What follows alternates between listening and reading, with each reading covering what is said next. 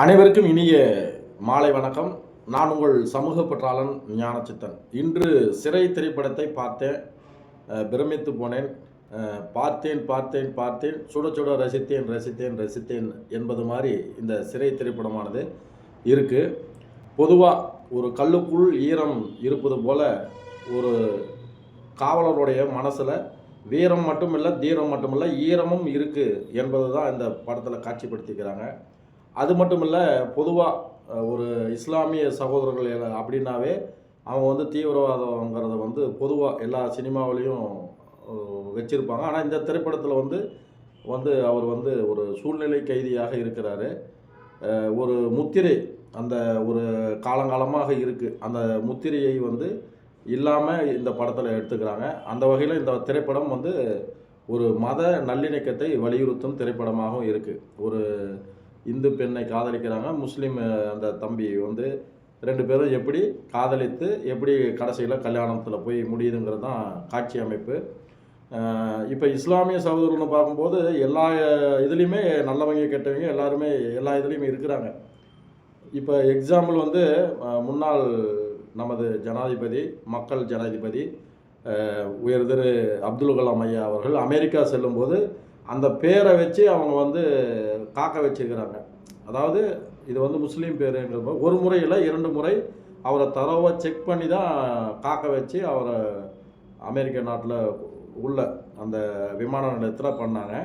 இது எதுக்கு நான் சொல்ல வரேன்னா, பொதுவாக ஒரு உலகளாவிய ஒரு பிரச்சனை இந்த இது இருக்குது. இஸ்லாமிய சகோதரர்கள்னாவே அவங்க மீது ஒரு வன்மத்தை, ஒரு தேவையில்லாத ஒரு இதை வந்து திணிக்கிற மாதிரி இருக்குது. இப்போ இந்த திரைப்படத்தில் வந்து அதே மாதிரி தான். அதாவது முஸ்லீம்னாவே இப்படி தான் இருப்பாங்கிறத வந்து தப்பாக இல்லாமல் எல்லாரும் மனிதர்கள் தான், எல்லோரும் இந்நாட்டு மன்னர்கள் தான் அப்படிங்கிறது தான் இந்த படத்தில் வந்து காட்சி அமைச்சிருக்கிறாங்க. இப்போ இஸ்லாமிய சகோதரன் பார்க்கும்போது எல்லா துறையிலுமே சாதனையாளர்கள் இருக்கிறாங்க. இப்போ எக்ஸாம்பிள் வந்து கவிதை இலக்கியத்தில் எடுத்தோம்னா மேத்தா, அப்துல் ரஹ்மான் ஐயா, அப்புறம் உமர் புலவர், இப்படி சொல்லிகிட்டே போகலாம். கவிஞர் காமு ஷெரீப் இவரெல்லாம் மிகச்சிறந்த ஒரு சினிமா பாடலாசிரியர். அப்புறம் நம்ம மக்கள் ஜனாதிபதி அப்துல் கலாம் ஐயா, இப்படி சாதனையாளர்கள் வந்து இஸ்லாமியத்தில் நிறைய பேர் இருக்கிறாங்க. அதனால் எந்த பூவிலும் வாசம் உண்டு அப்படிங்கிறது தான் என்னுடைய கான்செப்டு.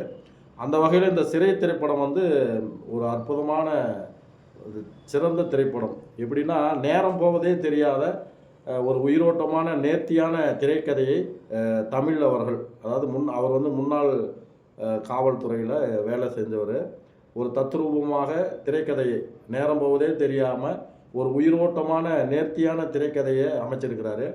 மனித உணர்வுகளை கண்ணாடி போல பிரதிபலிக்கும் கவனம் பெறும் வசனங்கள் இந்த திரைப்படத்தில் முழுமையாக வருது. எல்லா சீனிலையுமே ஒரு சீனிலையுமே வசனங்கள் வந்து கவனம் பெறும் வசனம்.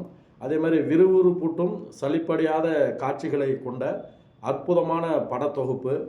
அதே மாதிரி இன்பத்தை தரும், செவிகளுக்கு விருந்தாகும் இனிமையான இசையமைப்பு, தத்ரூபமான நம்ம கண்களுக்கு குளிர்ச்சியூட்டும் கலை அமைப்பு, ஆர்ட் டைரக்ஷன் நல்லா பண்ணிக்கிறாங்க. அதே மாதிரி மனதில் பசுமரத்து ஆணியாக பதியும் ஒளிப்பதிவு, ரொம்ப அற்புதமாக எல்லா ஆங்கிள்லேயும் ஒளிப்பதிவு நல்லா பண்ணிக்கிறாங்க. அதே மாதிரி பிரமிப்பை ஏற்படுத்தும் அனைத்து கதாபாத்திரங்களின் அட்டகாசமான நடிப்பு. இந்த இதில் வந்து அக்யூஸ்டு அஸ்கார் எடுத்துகிட்டு போகும்போது எல்லா கதாபாத்திரங்களுமே மிக சிறப்பாக இருக்கிற மாதிரி எல்லா கதாபாத்திரமுடைய நடிப்பும் அற்புதமாக இருக்குது.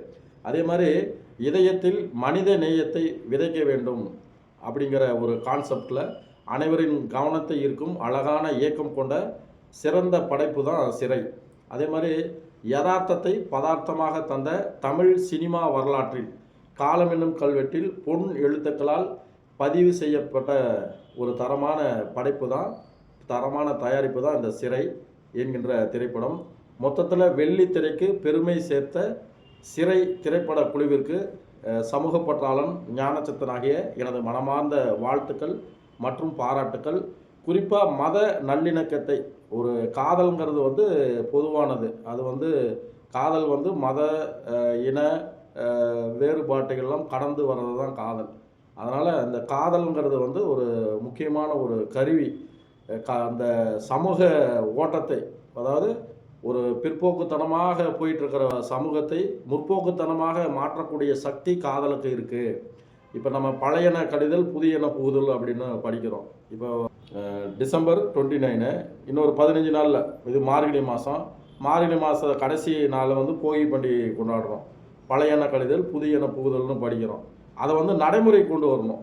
அதை காலகாலமாக நீ வேற நான் வேற அப்படின்னு சொல்லி பிரிச்சுக்கிட்டு ஒரு மனுஷனுக்கு மனுஷனே ஒரு ஏற்றத்தாழ்வுகளை உருவாக்கிக்கிட்டு ஒரு வேறுபாடுகளை, அதாவது இந்தியாங்கிறது வந்து யுனைட்டி இன் டைவர்சிட்டி, வேறுபாடில் அதாவது வேற்றுமையில் ஒற்றுமை காண்பது தான் நம்ம இந்தியர்களுடைய சிறப்பு. அதனால் இந்த திரைப்படத்தில் வந்து ஒரு முக்கிய கான்செப்ட் என்னென்னா, முதல்ல நீ இந்தியனாக இரு, தமிழனாக இரு அப்படிங்கிறது தான். அதனால் ஒரு மத நல்லிணக்கத்தை வலியுறுத்தும் ஒரு அற்புதமான திரைப்படம் சிறை திரைப்படம். இந்த திரைப்பட குழுவிற்கு எனது நெஞ்சார்ந்த வாழ்த்துக்களை ஒரு சமூக பற்றாளனாக நான் தெரிவித்துக் கொள்கிறேன். வாழ்த்துக்கள். நன்றி, வணக்கம்.